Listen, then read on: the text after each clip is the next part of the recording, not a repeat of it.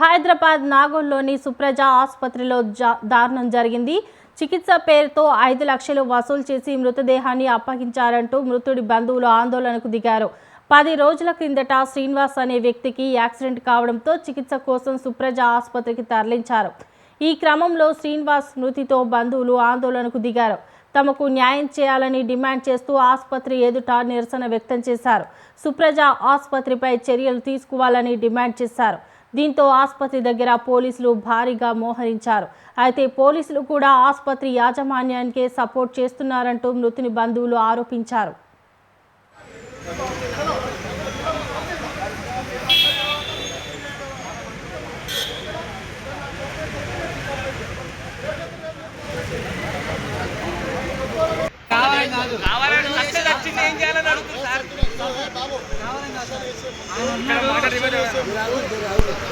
నేను శ్రీనివాస్ యాదవ్ వాళ్ళ బ్రదర్ని.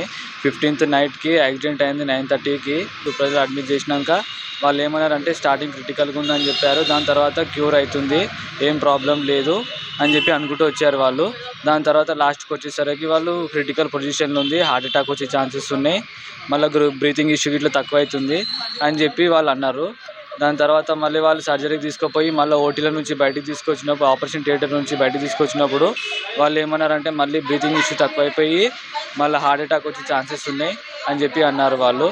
మళ్ళీ లాస్ట్కి వచ్చేసరికి వాళ్ళు ఏమన్నారంటే మన లంగ్స్ ఇష్యూ ఉంది కదా, లంగ్స్ వల్ల బ్రీతింగ్ ఇష్యూ వస్తుంది, మన ట్రాకిస్కోటిక్ చేసినాక పైప్ వేసి క్లీన్ చేస్తే ఏం కాదు, క్యూర్ అవుతుంది అని చెప్పి అన్నారు. క్యూర్ చేసి అన్నారు.